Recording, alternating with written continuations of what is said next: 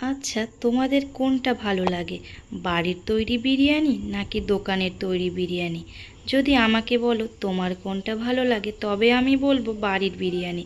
যেহেতু বাড়িতে সবার বাড়িতেই বাচ্চা কাচ্চা থাকে, তো দোকানের বিরিয়ানি এতটা পরিমাণে রিস্ক আর এতটা মশলাদায়ক হয়, যেটা খাওয়া বাচ্চার প্রতি অনেক ক্ষতিকর।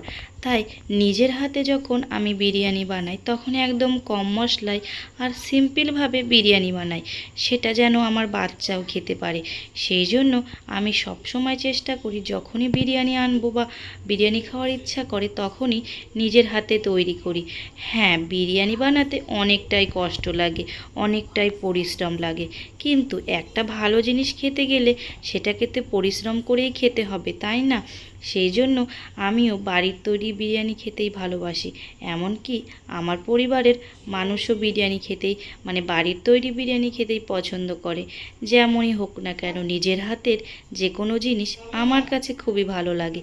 তোমাদের কাছে কেমন লাগে অবশ্যই তোমরা কমেন্টে বলবে, যে তোমাদের নিজের তৈরি বিরিয়ানি ভালো লাগে নাকি দোকানের তৈরি বিরিয়ানি ভালো লাগে।